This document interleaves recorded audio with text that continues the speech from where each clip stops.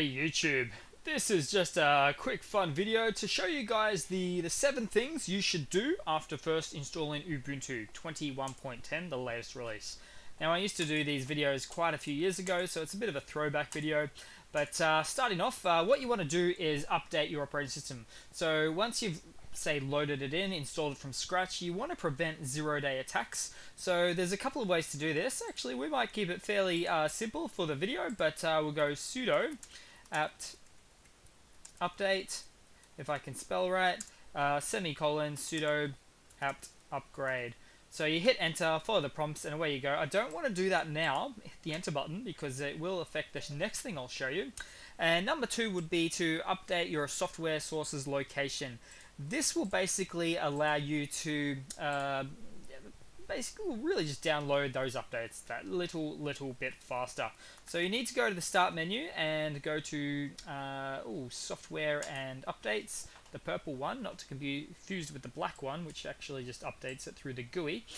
Now, get out of that there, and we want to jump across to, there it is actually, so download from, and you can actually test the servers to see what's the fast one. See, select best servers, just click on that, let it do its thing, and really away you go. Okay, now that again will take a moment, so we'll just leave that there, but it will choose it for us. Oh no, let's cancel it off because it's not allowing me to get into the start menu, and closing off. Now, this is what's going to happen. It's gone. Done. Next.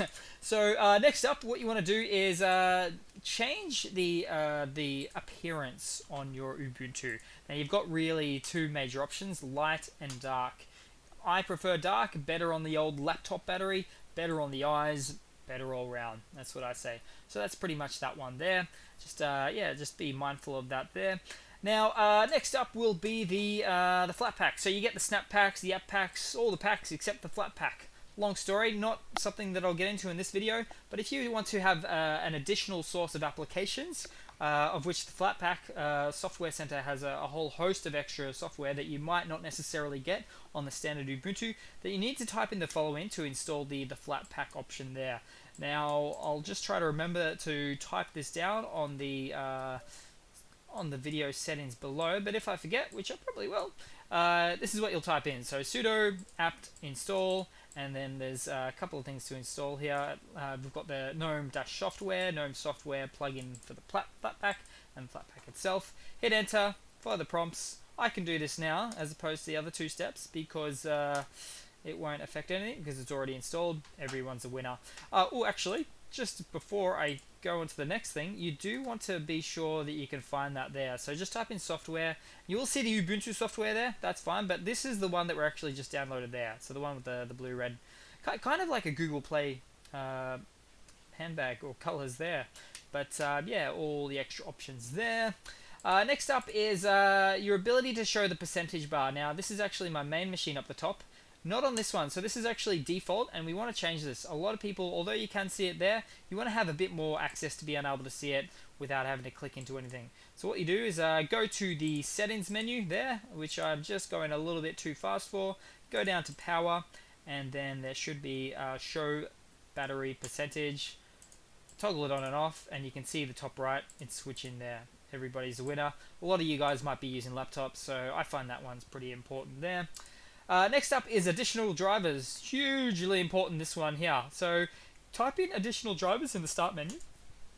Click on the link there, the button and the menu, and then it will search for available drivers. Now you might have a GPU, say NVIDIA, whatever be the case, proprietary Wi-Fi drivers that you want to use for better quality, or certainly the microcode for a CPU. So you do want to, in fact, have these additional drivers set up.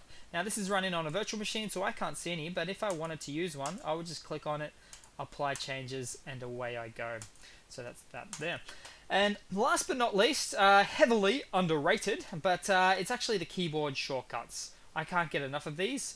Probably the only thing that I find that it is sometimes lacking from the Windows side, but it is actually still able to be put in there. So you can go down to customize shortcuts and create whatever you want. So keep going down to customize shortcuts again, add shortcut, and put in whatever you really want in order to make it run. Certainly for another video, but let's just say you want to run GIMP the Photoshop open source style program. You type in the command GIMP, that's what it will actually invoke it, and set the shortcut key. Let's make it Alt Control G, and then GIMP will run. I don't actually think GIMP's installed here. Let's give this a shot because it is a new machine. No, nothing's loading, but hey, it works. Trust me. But that's about it, guys. Thanks for watching. Please leave a comment, subscribe, hit that like button, and I hope to see all of you guys there in the next one.